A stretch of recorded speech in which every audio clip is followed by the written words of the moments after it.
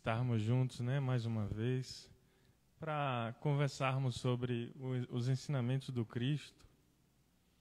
A gente sabe que é sempre muito interessante podermos nos reunir com essa finalidade, né, de nos aperfeiçoarmos. A gente costuma se reunir para diversos outros motivos, né, seja nos nossos lares, seja no nosso ambiente de trabalho, no nosso ambiente de estudo. E esse tipo de reunião que a gente faz hoje é uma reunião muito, eu diria que tão importante quanto as outras, mas muito mais nobre, porque a gente vem aqui por vontade própria. Muitas vezes a gente se envolve em outras reuniões, fruto das nossas obrigações do dia a dia. E aqui a gente vem de fato com o intuito de querer aprender, querer trocar experiências, querer se aperfeiçoar na seara do Cristo, na seara do bem, de acordo com os preceitos espíritas. Então é muito interessante podermos estar aqui reunidos de forma espontânea, né? E muito mais nobre, porque na maioria dos casos a gente deixa de fazer outras coisas para estarmos aqui. Então é fruto de que a nossa presença aqui é fruto, de fato, de uma importância muito grande que a gente coloca o Espiritismo em nossas vidas. Abrir mão de outros afazeres para estarmos aqui reunidos em nome do Cristo é muito nobre, é muito digno daqueles que de fato querem se aperfeiçoar, querem se melhorar. Então que Deus nos abençoe e proporcione uma noite muito proveitosa, né, para todos nós. E o tema proposto para hoje, pessoal, em busca das virtudes. É praticamente o mesmo bate-papo que eu fiz ontem em Juazeirinho. Nosso irmão Von estava lá ontem. Hein, Von? Aí você fala duas vezes, olhar para a tua cara de novo, hein? Brincando, né, Von? É sempre bom a gente poder estar reunidos. Hein, Von? Preferível se fosse a semana toda, né? Melhor ainda. Mas é bacana, pessoal, a gente está aqui. E que nós ficamos embaixo, né, Von? Exatamente. Falou tudo aí.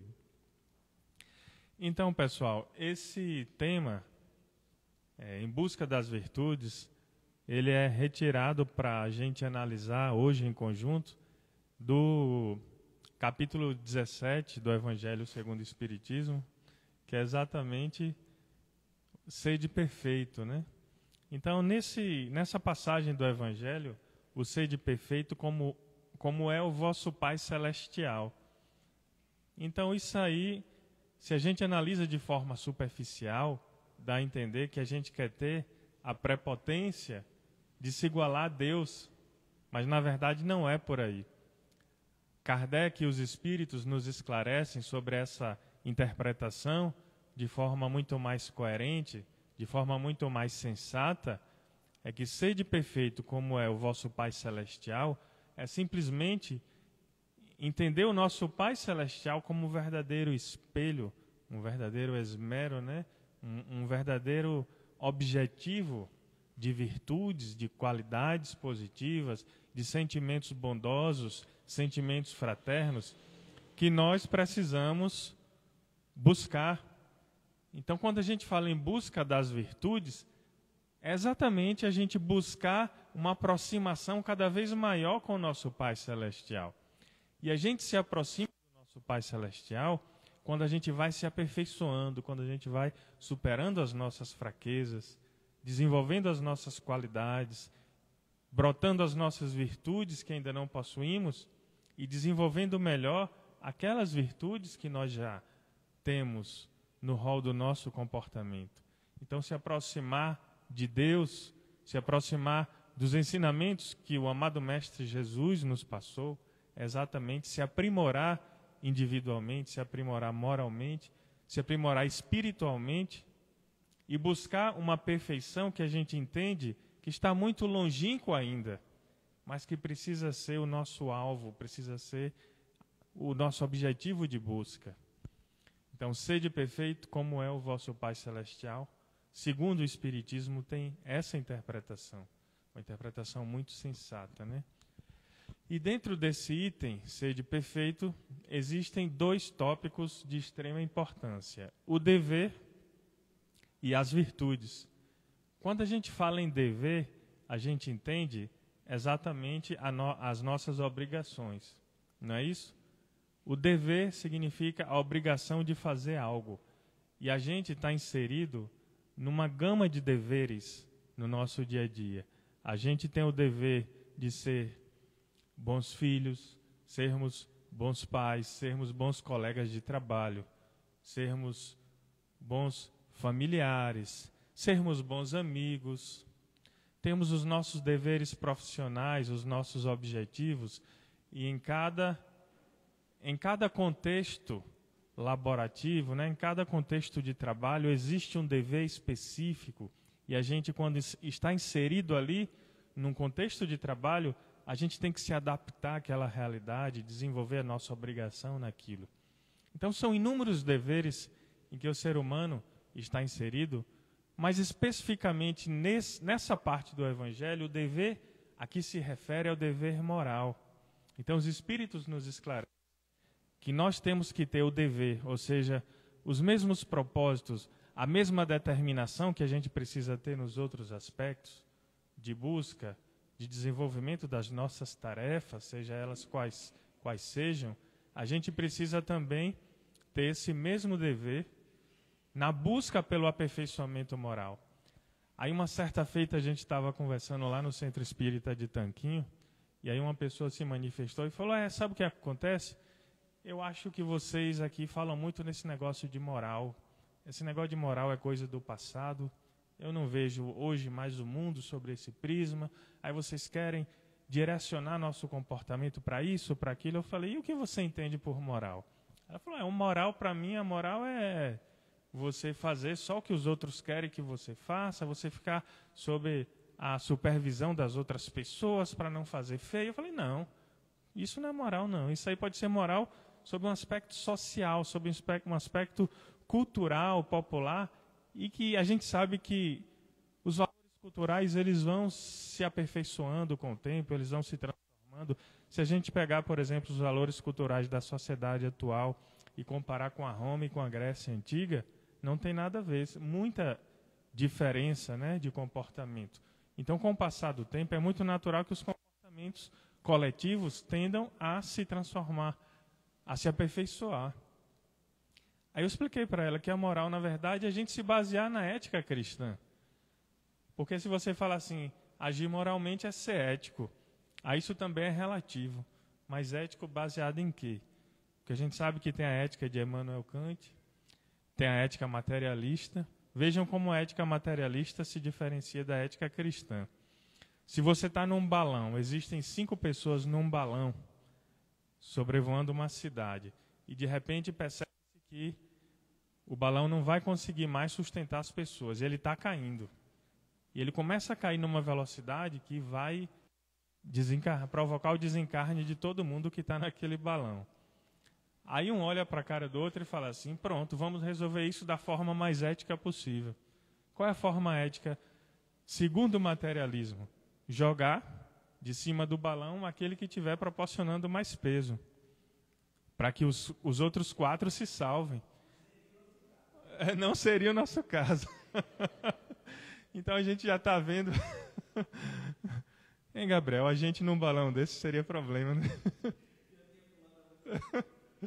O que acontece, pessoal? Isso é só para a gente comparar a diferença da ética cristã da ética materialista. Pode falar. Tá aí. Moral e ética? A questão da ética é uma coisa mais... É porque, na verdade, do jeito que a gente usa, é como se confundisse, como se fosse praticamente a mesma coisa. Mas a ética ela é mais científica, né? Ela é mais geral. E a moral ela é mais regional, localizada, mais individual, mais ou menos por aí. Mas esses conceitos eles se confundem muito e eles são de campo de estudo da filosofia, inclusive, né? E fazer filosofia a gente sabe que dá um trabalho danado. A gente se perde uma série de coisas, mas levando em consideração o desenvolvimento do bom senso, né? A gente não está falando de agir de uma forma moralista, então não é desse moral, mas a moral praticamente sinônimo da ética. Então, na ética materialista, o que é que se fazia? Jogaria o mais pesado do balão para salvar 4, ou seja, você trocaria um, iriam desencarnar os 5. Então, você proporciona o desencarne de um para salvar 4. Então, a ética materialista é assim, ela é qualitativa.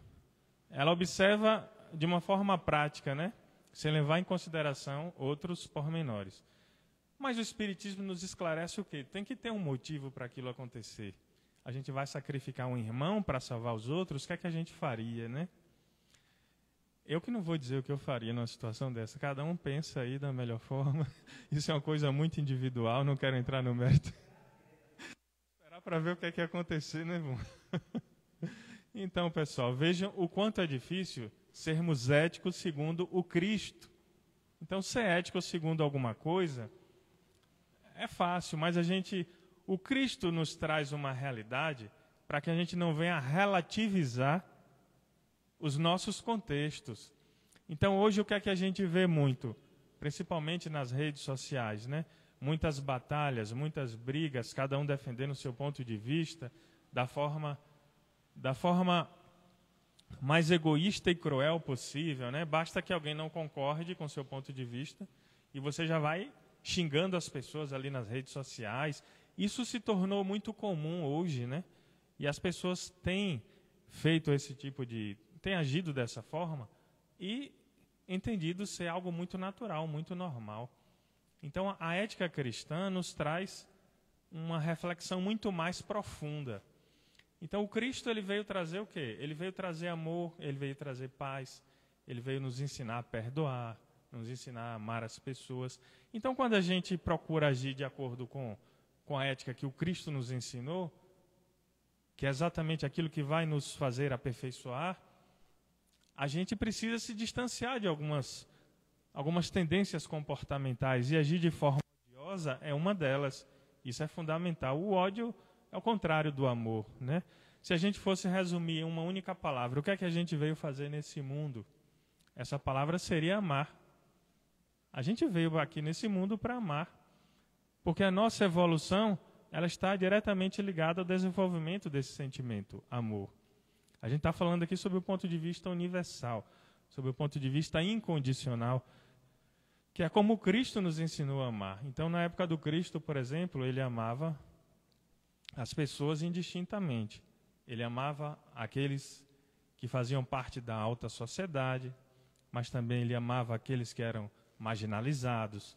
Ele amava aqueles que tinham boa saúde, mas também ele amava os leprosos que estavam jogados às margens da sociedade. Ele ia acolhê-los, né? Então, Cristo não fazia diferença de pessoas, para quem ele ajudar, para quem ele precisar amar. Então, é essa universalidade do ato de amar que o Cristo nos ensinou que a gente precisa trazer para o nosso rol. Então, esse dever de amar, ele está muito ligado à evolução espiritual e a gente, às vezes, deixa passar despercebido.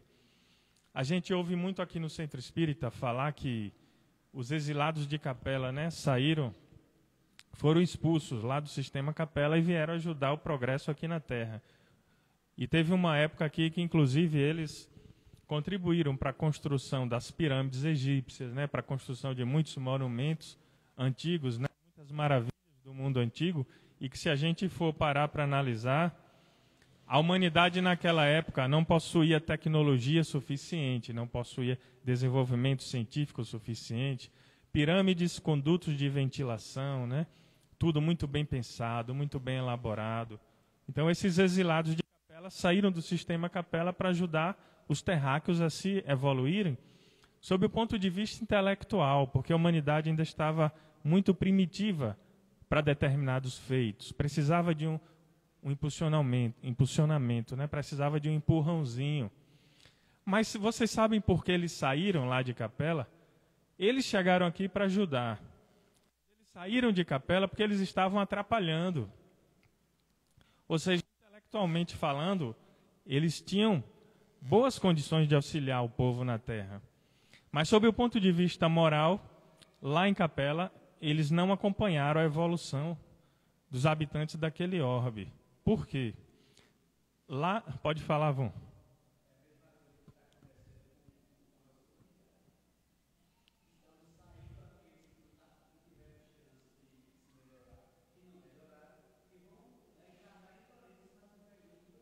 A mesma situação.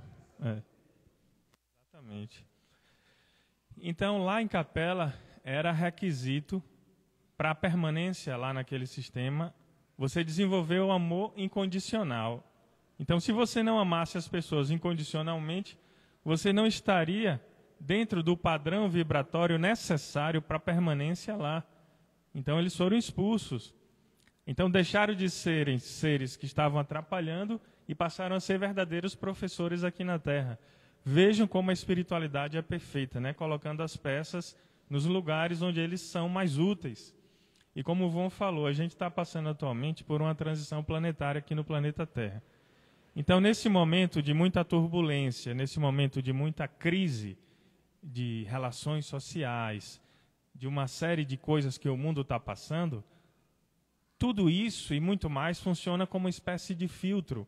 Então, aqueles que estiverem acompanhando esse processo evolutivo, aqui vão permanecer para continuar ajudando o planeta a desenvolver. E aqueles que estiverem atrapalhando, depois do desencarne, vão sendo direcionados para planetas inferiores, condizentes com seu nível vibratório. E da mesma forma, lá nesses planetas, eles vão ajudar, que eles já ganharam um determinado nível intelectual aqui no planeta Terra, capaz de auxiliar em planetas inferiores. Então, assim como aconteceu em Capela, vai acontecer aqui. Então, para garantir a nossa permanência aqui na Terra, auxiliando o planeta a evoluir, é necessário que a gente se aperfeiçoe, é necessário que a gente busque. Então, o dever, a obrigação de procurar fazer o bem, é fundamental nesse contexto. E o outro item desse capítulo, que eu falei, o dever e a virtude, né? São as verdadeiras qualidades que o Cristo nos ensinou. Então, a época que o Cristo chegou aqui, a humanidade era ainda muito regida pelo autoritarismo, pelo poderio dos mais fortes, né? As imposições. E o Cristo veio trazer simplesmente a modéstia, a humildade, a simplicidade, junto com esse amor que a gente acabou de falar, ensinar a sermos pacientes, a perdoarmos as falhas do próximo, né? Então, hoje, por exemplo, a gente encontra a humanidade muito pouco preparada para o perdão, mas o Cristo já nos explicou sobre esse perdão há muito tempo. Então, se alguém pisa em seu pé, é fácil de você perdoar. Mas se de repente você está com a unha encravada e a pessoa pisou exatamente ali na unha, a raiva aumenta, né? Então, automaticamente o perdão vai diminuindo, a capacidade de você perdoar vai diminuindo. E se for no ambiente de trabalho, alguém puxar o seu tapete, falar alguma coisa ali para o seu chefe, fazer uma coisa e você perder o seu cargo, for rebaixado, aí fica mais difícil de perdoar, vocês concordam? E se alguém fizer algo para você perder o trabalho, olha como fica mais difícil ainda o perdão. E se a pessoa de repente proporcionar o desencarne de um ente querido seu, aí você fala, aí já é imperdoável. Será que é? Vejam só, pessoal, quanto mais difícil a situação para a gente perdoar, maior é o mérito do perdão. Então, perante a espiritualidade, o perdão é medido dessa forma. Então, o grau de dificuldade é proporcional ao merecimento. Então, nada aqui nesse mundo é imperdoável. E é exatamente por isso, pela existência do perdão, que o Cristo nos ensinou sobre o amor, inclusive a amar os nossos inimigos. Vejam como isso é profundo, né? E está no Evangelho segundo o Espiritismo, amar os nossos inimigos. Aí você fala, isso é ilusão, isso é utopia. Como é que eu vou amar uma pessoa que só quer me atacar, só quer me agredir? É simples. Uma coisa é você amar, é você não ter ódio, é você desejar o bem, é você torcer para a pessoa ser bem-sucedida, para a pessoa se melhorar fisicamente, em termos de seus objetivos profissionais também. Outra coisa é você confiar. Então você ama, mas você sabe do que a pessoa é capaz de fazer com você. Então, nesse sentido, você não vai jamais dar as costas para ser apunhalado.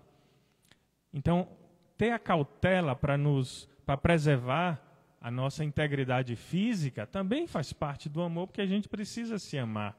Mas não quer dizer que a gente vá odiar a pessoa, porque a pessoa pode nos prejudicar. O próprio Cristo, ele deixou uma frase que é muito interessante. Assim, nós devemos ter mansuetude de pombos e desconfiança de serpente. Ou seja, amar não é ser bobo, não é ser besta, não é baixar a cabeça para todo mundo bater. Não é amar isso. Amar é desejarmos para os outros aquilo que gostaríamos que os outros fizessem conosco. Aquilo que nós chamamos hoje de empatia. Então, a empatia está muito ligada ao amor. A prática da caridade, que é exatamente a prática do amor. A caridade é o amor em sua prática. Então, ajudar ao próximo no que for preciso. Aí, às vezes, a gente fala assim, mas para ajudar eu preciso ter condições. Não estou em condições de ajudar. O Espiritismo, pessoal, nos esclarece que todos nós podemos ajudar. Agora, nós somos ainda muito limitados à ajuda financeira. Então, se de repente você tem condições de ajudar uma pessoa a matar a sua fome de alimento, a matar a sua fome de conhecimento, com livros, né? A matar a sua sede, a matar a sua necessidade de vestimentas, tudo isso depende de questões financeiras e você pode, ajude. Mas se você não tiver como ajudar financeiramente, você tem como ajudar de outras formas. Você tem como fazer uma prece, e o Espiritismo nos esclarece a importância que a prece exerce, né? A força que a prece possui no auxílio àqueles que necessitam. Você pode manter suas vibrações positivas, o pensamento positivo, para que isso também contribua com a melhoria daquelas pessoas, o desejo de fazer o bem. Então o Espiritismo nos dá várias formas de ajuda. Se você não pode de um jeito, de uma forma física, você pode de outra forma, de uma forma mais espiritualizada, menos materializada, né? Mas você pode ajudar. Um conselho, um ombro amigo, muitas vezes a pessoa só quer um pouco de atenção. Eu me lembro que uma vez, tem umas coisas bobas que acontecem em nossas vidas e a gente nunca se esquece. Eu me lembro que quando eu morava em Feira de Santana, eu era adolescente, né? E aí eu comecei eu morava em um bairro que era distante de onde eu estudava. Aí para ir para a escola, tinha que pegar um coletivo. E para mim aquela realidade era tudo muito nova, porque, na verdade, eu fui criado em Tanquinho, né? Uma cidade pequenininha, que você entra por uma rua, sai pela outra, acabou a cidade. O pessoal costuma falar isso. Mas a gente não diz que é assim não, viu? A gente defende. Claro. Diz que a placa de um lado é seja bem-vindo, no outro volte sempre. Mas depois já surgiram mais umas 3 placas daquela época para cá, aumentou alguma coisa. Então, pessoal, e quando eu cheguei em Feira, eu achei tudo aquilo muito estranho, né? Uma cidade grande, eu ali inserido naquela correria. Feira de Santana não chega a ser uma metrópole, mas para mim a realidade que eu vivia numa cidade pacata, como Tanquinho, era uma cidade muito agitada, né? E aí quando eu entrei no coletivo, que eu passei ali pela Borboleta no primeiro dia, aí eu paguei a passagem, quando eu estava passando, aí eu com a cobradora, né, eu falei, bom dia, senhora. Aí ela olhou para mim e falou, olha, primeiro bom dia que eu recebi essa semana, até que enfim alguém me reconheceu como gente. Aí eu parei para analisar assim, e de fato as pessoas passavam de forma mecânica, né? Todo mundo preocupado com o trabalho que estava esperando, todo mundo preocupado com a realidade que estava para chegar. E eu falei de uma forma tão natural, porque em Tanquinho você via as pessoas, todo mundo se conhecia, todo mundo se cumprimentava, e eu tinha aquele hábito. E aí eu dei bom dia para ela e ela achou uma coisa do outro mundo.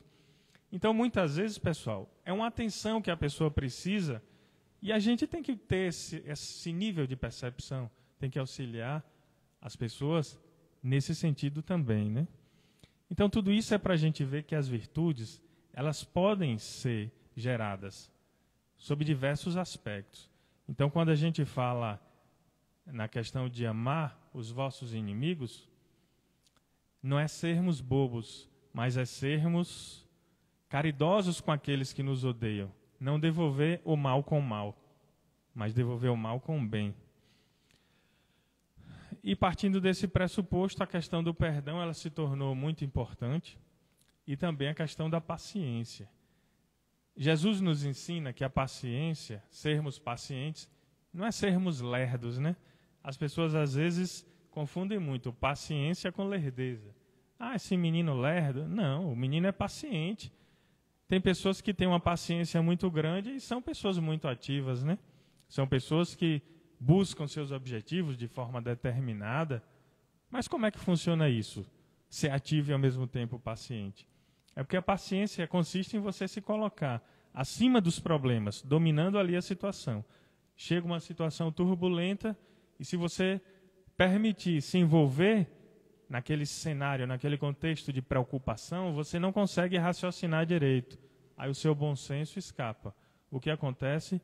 Você acaba perdendo a paciência e não tendo condições suficientes para resolver o problema. Já ser paciente é entender que a tempestade vai passar, mais cedo ou mais tarde. E junto com a paciência vem uma outra palavra que foi muito difundida aí no meio social, que é a resiliência. Então a resiliência funciona mais ou menos assim. Você fica como uma espécie de capim, aí o vento forte vem e joga o capim para o chão, aí o vento está passando. Depois que o vento passa, o capim volta para a situação normal. Então ser resiliente é ter capacidade de adaptação, adaptabilidade diante das situações que ocorrem em nossas vidas. Então, se a gente não conseguir se adaptar aos diferentes contextos, a gente acaba sendo levado como uma espécie de pessoa que está ali perdida na praia, no mar, sendo levado pela onda de forma desgovernada. Então, a gente precisa ter o pé no chão para entender a hora de se esquivar dos problemas, a hora certa de agir. E tudo isso ajuda a termos sanidade, termos sensatez para analisar aquilo que nós temos dentro de si. Aí, nesse momento, entra aquilo que o Espiritismo chama de quê? Reforma íntima. Então, a gente ouve muito falar em reforma íntima, e a reforma íntima é algo que não deve ser de forma alguma motivo de desculpa de não agirmos de forma benéfica. Uma certa feita teve um curso de passe aqui no CELAV, e uma colega minha da cidade de Valente falou que queria participar. Eu falei, venha, vai ser legal. Era sempre dia de domingo pela manhã. Aí ela falou assim, só que tem um problema, o qual? Quando eu estiver no centro de Valente, que eu for dar passe, tem uma pessoa que se estiver no centro eu não vou dar passe não. Eu falei, aí fica difícil. Porque você ser passista e escolher quem dá passe e quem não, aí você precisa se trabalhar. Ela falou assim, pois eu não vou fazer o curso porque eu não estou preparado ainda. Então, muitas vezes, isso é só para ilustrar, mas muitas vezes a gente se abstém da nossa atividade nobre porque a gente se acha não estar preparado, né? Então, eu já vi muitas pessoas falarem isso. Eu não vou ao centro espírita trabalhar porque eu não tenho conhecimento. Eu não vou trabalhar no centro espírita porque eu preciso ler mais. Primeiro eu tenho que ler o livro dos espíritos, depois o livro dos médios. Aí você lê o livro dos espíritos, o livro dos médios, e fala, não, ficou faltando a Gênese, o céu e o inferno, obras póstumas. Aí depois você ouviu falar em André Luiz. Ah, não, dizem que André Luiz traz um nível de conhecimento muito amplo que vem complementar de forma significativa as obras de Kardec. Então eu preciso ler antes a coleção de André Luiz. Aí você lê, depois fala, não, tenho que ler alguma coisa de Divaldo Franco. E se surgir alguma coisa de Divaldo? E aí você vai retardando a sua atividade. Tudo, hein? Mais de 400 títulos. É muito livro. Aí o que acontece, pessoal? Haroldo Dutra nos diz o seguinte, a reforma íntima funciona assim, é como se você entrasse no avião, partisse, quando chega lá no meio, você está no meio da viagem, o avião dá pane. Aí você precisa consertar o avião com ele voando, né? Você não tem como pousar, se preparar e depois voar novamente. Você está na viagem e está consertando. Pega a chave de fenda, ajusta uma asa ali, ajusta uma hélice aqui. E a reforma íntima é isso. é um processo gradativo. A gente não pode esperar estar perfeito para começar a agir na prática do bem. A gente precisa começar o quanto antes.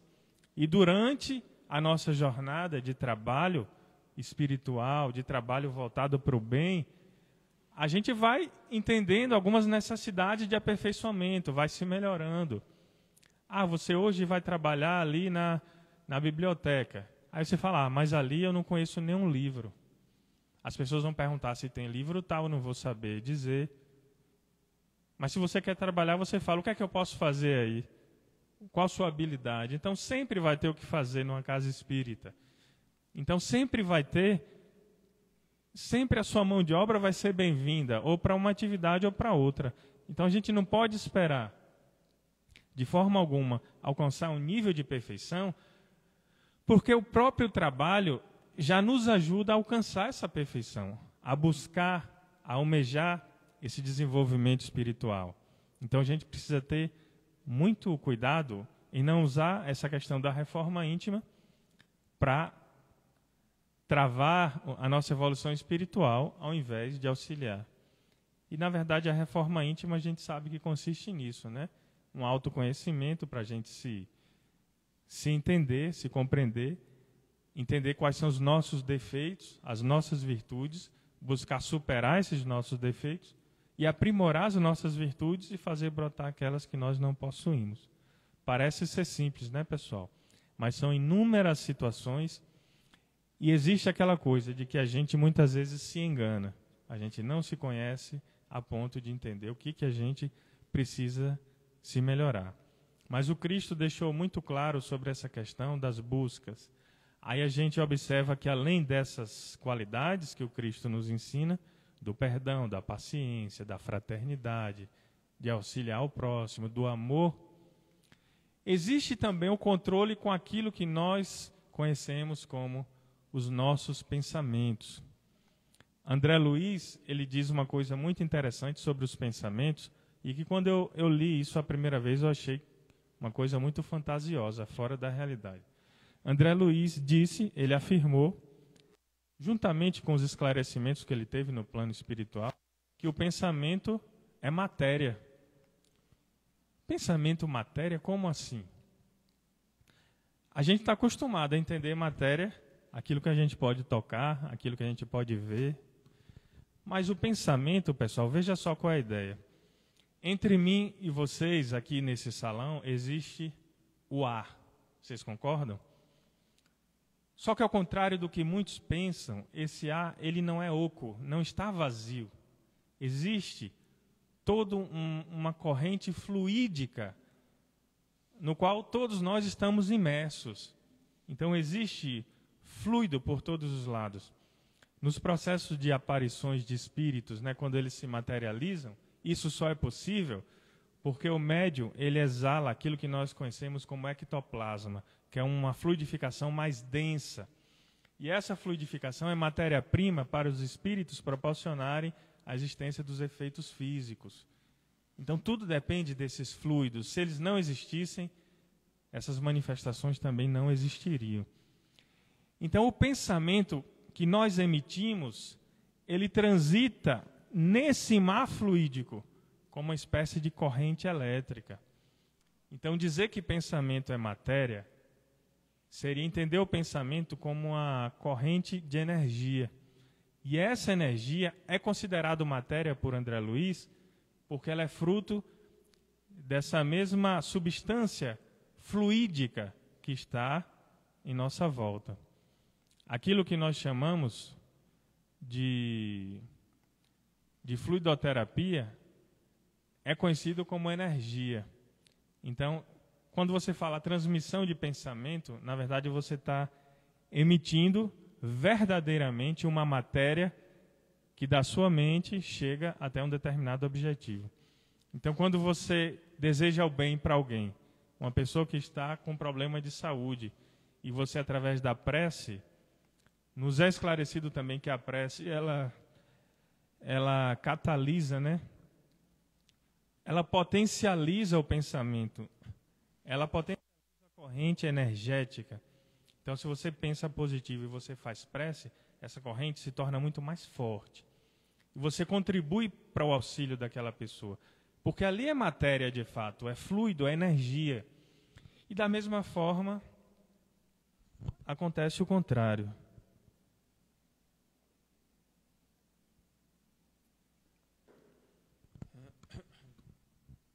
Se uma pessoa desejar o mal para outra pessoa, da mesma forma, aquele pensamento deletério acaba ganhando força também nessa corrente fluídica. Agora, claro, né? Muitas vezes você deseja o mal para alguém e esse alguém está protegido porque ele anda com tantos bons fluidos que ele cria uma espécie de campo de força. Então, às vezes o mal chega, mas não tem espaço. Então, manter um pensamento salutar, manter um pensamento saudável, manter um pensamento positivo, lhe protege e, ao mesmo tempo, lhe transforma num verdadeiro trabalhador que auxilia ao melhoramento do próximo pelo simples fato de estar pensando de forma positiva. Quer ver um exemplo? Quando a gente se aproxima de alguém, eu acho que já aconteceu isso com vocês, quando a gente se aproxima de alguém que possui uma aura muito acolhedora. Então você não conversou nada com a pessoa, mas só em se aproximar, você sente aquela segurança, aquele afago, né? Aquele afeto, uma segurança que lhe dá uma tranquilidade. Não conversou nada, só se aproximou. E da mesma forma tem pessoas que você se aproxima e você sente vontade de ir embora logo. Porque a gente costuma falar, meu santo não bateu com o dele, né? E na verdade é uma energia que lhe espanta, que lhe incomoda. Então tudo isso tem a ver com aquilo que nós carregamos e que está de acordo com o nosso padrão vibratório, que está de acordo com o nosso pensamento. Então temos que ter muito controle com aquilo que nós pensamos. E a gente tem muitos exemplos de pessoas que deixaram aí grandes marcas, né, grandes feitos. Aqui na Bahia, por exemplo, a gente tem Irmã Dulce. Veja só que coisa interessante.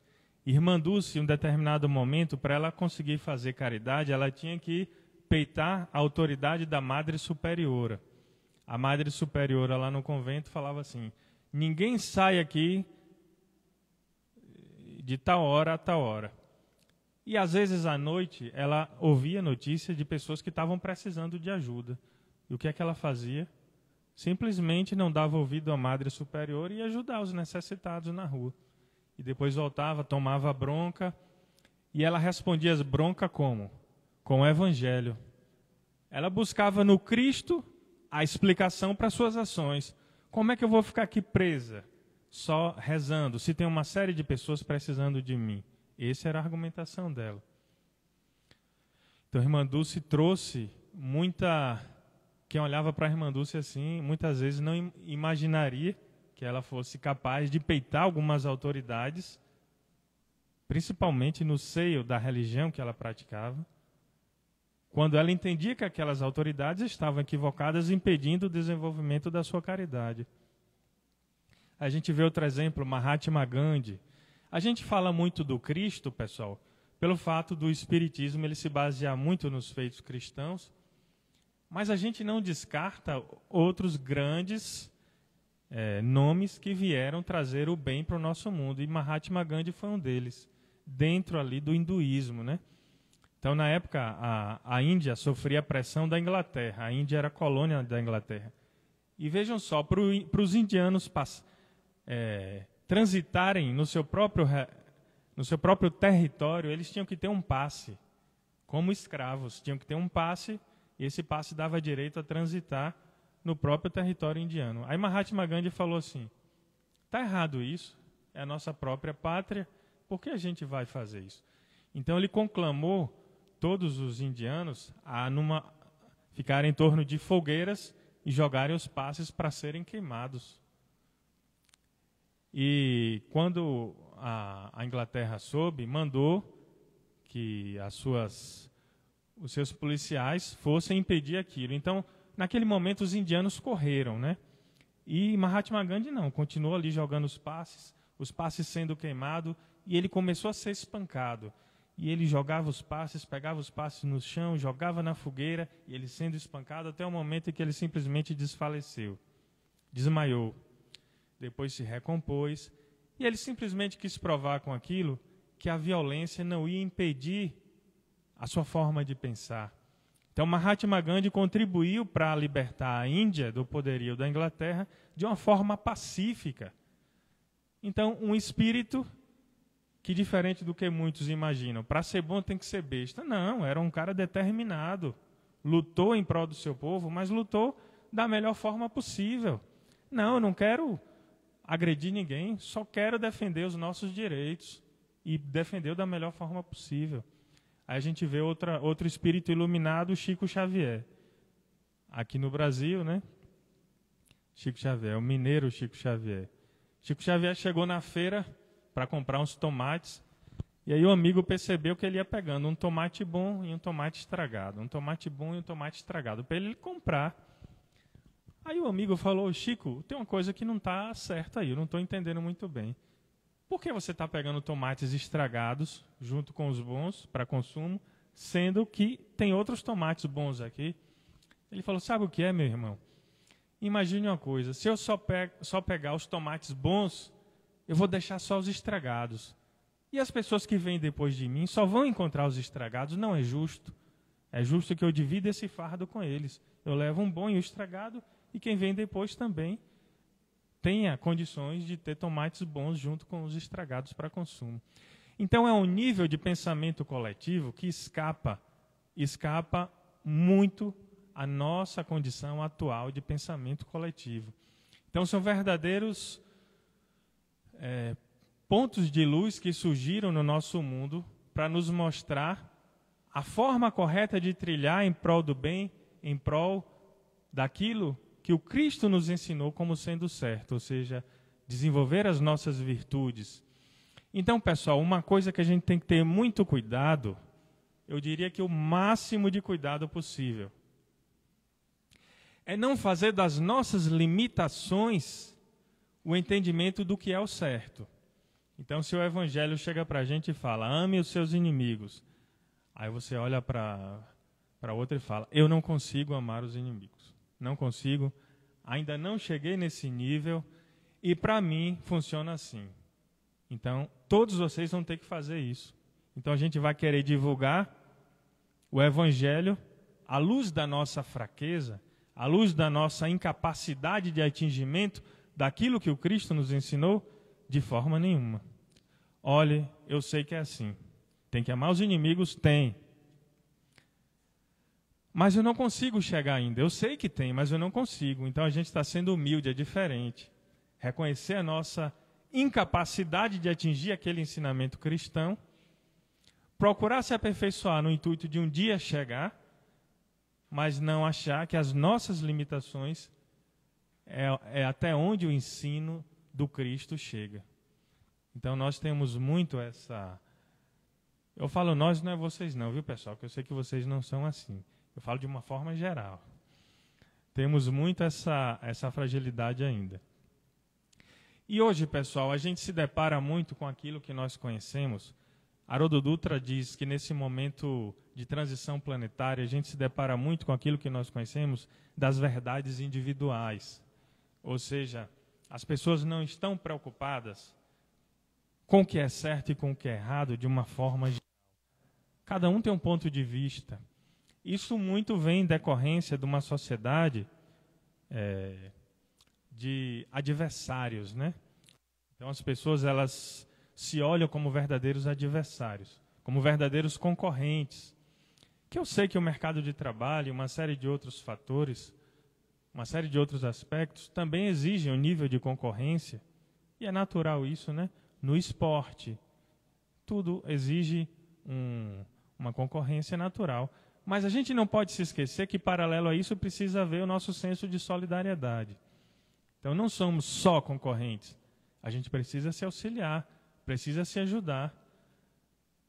As artes marciais, por exemplo, japonesas, elas prezam muito pela disciplina. Ou seja, os atletas terminam a luta, depois voltam, se cumprimentam, porque são colegas de trabalho. é o momento, então não carregam o ódio. Eles se disciplinam e eles se condicionam a amar as pessoas mesmo naquele ambiente de batalha. Então nós temos que ter essa compreensão, que nem tudo é rivalidade. Existe também a questão da solidariedade. E tudo isso é só para a gente compreender o quanto é importante essa questão do nosso desenvolvimento espiritual em diversos aspectos, né? Desde as qualidades que o Cristo nos ensinou, até o controle do nosso pensamento, que nos traz o equilíbrio na relação com as outras pessoas e na relação, inclusive, com os entes desencarnados. Porque ainda tem isso, viu, pessoal? O Espiritismo nos esclarece que todos nós andamos acompanhados por seres invisíveis, que são os espíritos desencarnados. E essas companhias, elas se aproximam de nós de acordo com o nosso padrão de pensamento. Então, se muitas vezes a gente cultiva bons sentimentos, sentimentos enobrecedores, de auxílio, de fraternidade, a gente tem um amparo espiritual muito positivo. Irmãos que pensam dessa mesma forma se aproximam de nós com o intuito de nos auxiliarem. Já por outro lado, se a gente traz pensamentos deletérios de ódio, de rancor ao próximo, a gente acaba trazendo também espíritos nessa mesma vibração. Então, como eu estava falando, hoje nós temos as nossas verdades individuais. A gente não se preocupa mais com a verdade geral. Então, para defender os nossos interesses, a gente vai fazer de tudo para convencer as pessoas, mesmo que seja algo absurdo. Então eu pego aqui, isso aqui é um copo. Mas se alguém disser que é uma bacia, vai ter todo o argumento possível para dizer que isso aqui é uma bacia.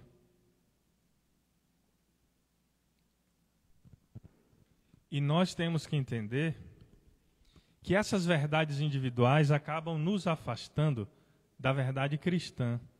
Aí vem a ética materialista, como a gente falou no início, vem a ética de uma série de outras formas de pensar, e a gente vai se esquecendo que o direcionador de nosso comportamento, de nossa virtude, que é o nosso amado Mestre Jesus, acaba se perdendo diante das nossas falsas convicções. Porque às vezes a gente se engana para defender as nossas paixões. Então Haroldo Dutra, ele diz o seguinte, que hoje existe muito isso de verdades individuais e a gente tem que ter muito cuidado com isso para a gente não se perder. A gente precisa entender que a verdade cristã precisa prevalecer. Então, na hora de estarmos perdidos, na hora da dúvida, a gente traz o Cristo para próximo da gente. Nessa situação, como é que Jesus Cristo agiria? E a gente vai ter a resposta e a gente vai saber exatamente como é que a gente vai precisar agir. Se o Cristo não fizer isso que nós estamos pensando em fazer, se ele estivesse aqui, se ele não fizesse, então não é uma atitude saudável. Toda essa análise auxilia o ser humano a buscar se aprimorar, a buscar ter sensatez, né, suficiente, porque o bom senso é fundamental. O Espiritismo é uma doutrina que, juntamente com o aspecto religioso, é também filosofia e é também ciência. Então a lógica, ela está muito presente em nós. A gente viveu recentemente, e ainda está, né, praticamente, está superando aí uma pandemia, e Allan Kardec também viveu uma pandemia. Na época de Kardec, não era o coronavírus, mas era o cólera, né? E ele procurava ajudar as pessoas explicando sobre o cólera, esclarecendo para que as pessoas soubessem como agir, né? As questões sanitárias necessárias, que naquela época ainda estava muito aquém. E ele recebeu uma carta de um jovem espírita de Constantinopla. Constantinopla hoje é Istambul, né? A capital da Turquia. É isso mesmo, vocês que são bons de história? Se eu errar, podem me corrigir aí. Eu acho que sim, né? Aí o que acontece? O jovem de Constantinopla mandou uma carta para Kardec dizendo o seguinte, que graças à fé espírita, ele entendia que todos os espíritas estavam salvos daquela pandemia do cólera. Porque a fé espírita lhe deixa você muito mais protegido, como uma espécie de campo de força e tal. Aí Kardec recebeu essa carta e Kardec publicou na Revista Espírita. Então essa carta vocês conseguem encontrar numa dessas revistas espíritas. Aqui até tem, mas eu esqueci qual é o ano. Então se não souber qual ano, tem que comprar todas, né, Sandra? Para ver qual é. Hã? Era da Turquia. Tu olhou no Google, foi? Aí eu tenho medo desse Google, pessoal. Quando eu estou falando que a galera olha para o celular, eu falo, meu Deus do céu. Mas é isso mesmo, né? Aí. Então, o que acontece?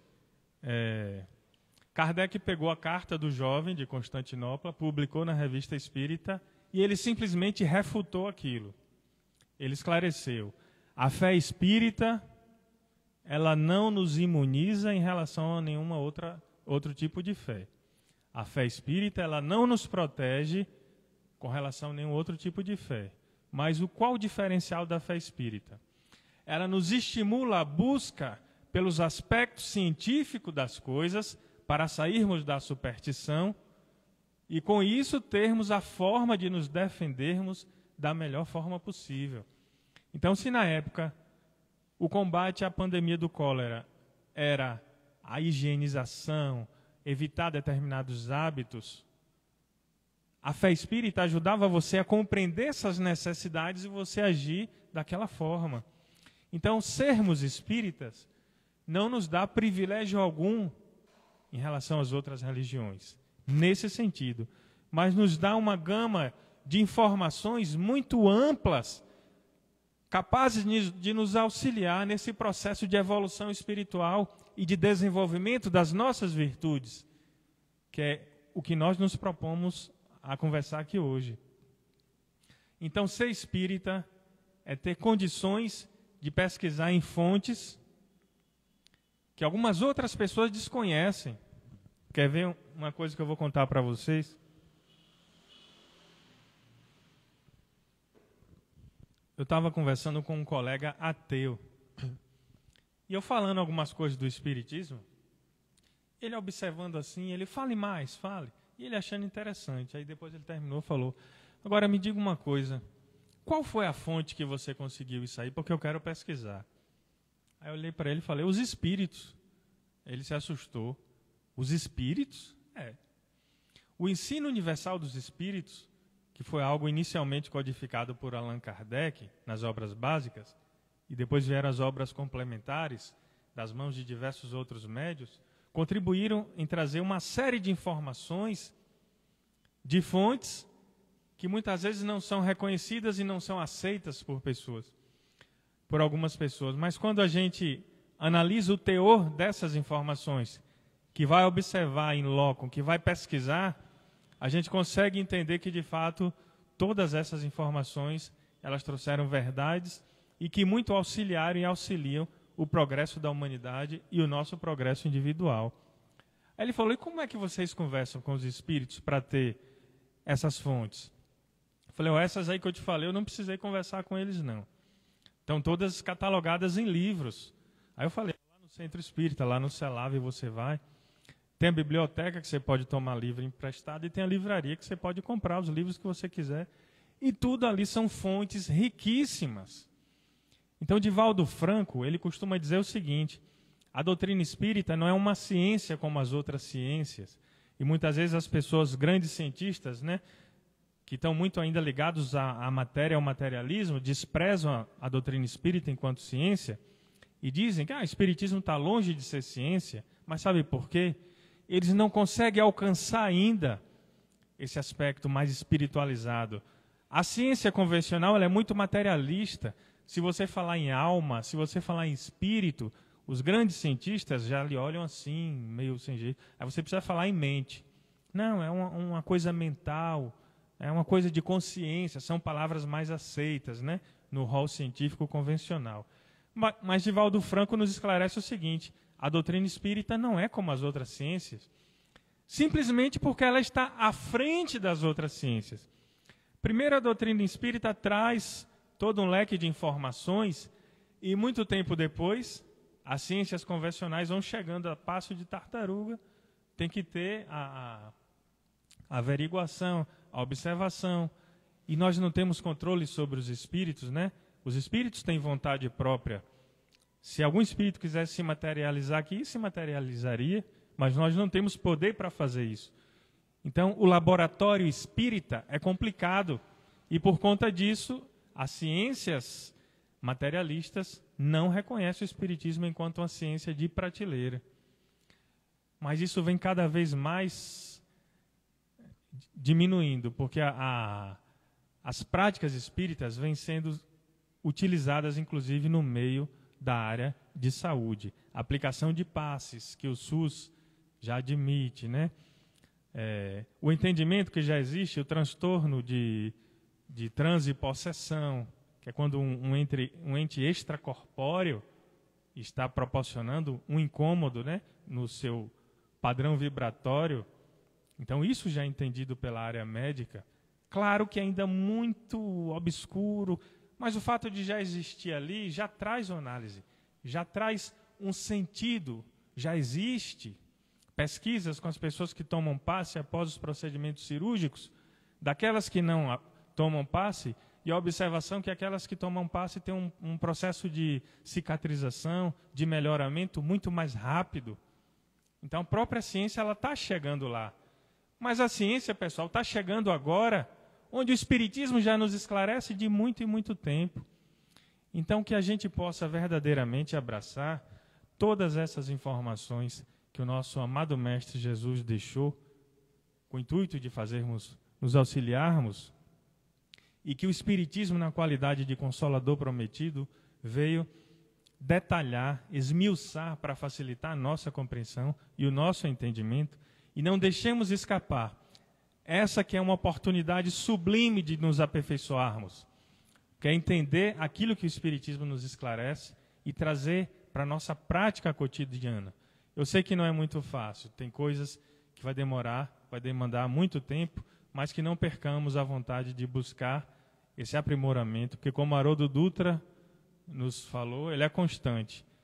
O voo, nós já decolamos, né? Já entramos no avião. Agora é ir consertando aos poucos até o momento do pouso. Então, até o nosso desencarne, a vida é uma reforma íntima constante. Então, nunca perder as oportunidades de trabalho na seara do bem e de aprimoramento espiritual. Então, a gente vai ficando por aqui. Vamos para os passes agora, né, Sandra? Hã? Ah, sim. Tu tem os... Semana Espírita de Retirolândia, viu, pessoal? Quem é, Sandra? Fala aí.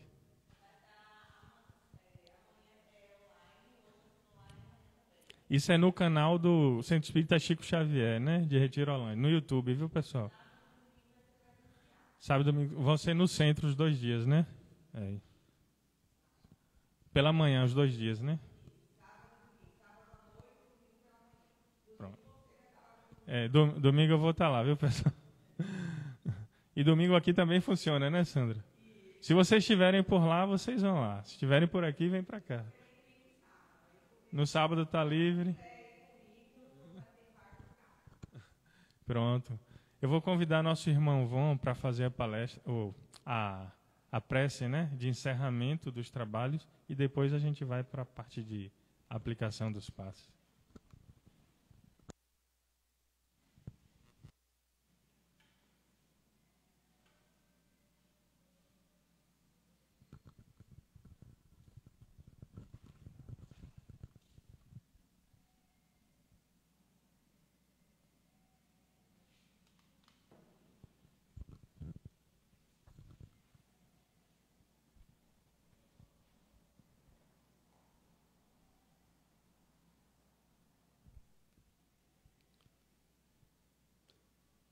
E mais uma vez, ao encerrarmos a nossa doutrinária dessa noite, queremos agradecer em primeiro lugar aos bons Espíritos por nos trazer a essa casa, para comungar, Senhor, com os vossos ensinamentos.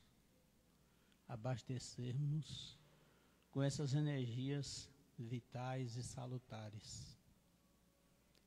E elevamos também os nossos pensamentos ao alto para pedir, Senhor, nesse momento de luz, pelos nossos entes queridos, nossos amigos que estão debilitados de alguma forma, aqueles que já partiram para o mundo espiritual e que precisam despertar para a continuidade da vida do outro lado. Que Jesus possa sempre estar presente entre nós, nos protegendo essa casa, Senhor, que nos acolhe, que ilumina a nossa vida e que nos dá forças para passar pelas nossas provações, que sabemos que é necessária para o nosso crescimento moral e espiritual. Obrigado, Jesus, por mais essa noite. Pai nosso que estás nos céus, santificado seja o vosso santo nome. Venha a nós o vosso reino, seja feita a vossa vontade, assim na terra como nos céus. O pão nosso de cada dia nos dai hoje e sempre, Pai. Perdoa as nossas ofensas, à medida que perdoamos aqueles que nos têm ofendido. E não nos deixeis cair em novas tentações, mas livra-nos de todos os males, porque vosso é o poder, o reino e a glória para todos sempre. Em vosso nome, Mestre Jesus, em nome do nosso mentor espiritual, nosso irmão Francisco de Menezes Dias da Cruz, encerramos a doutrinária dessa noite e vamos passar para os trabalhos de paz. Que assim seja.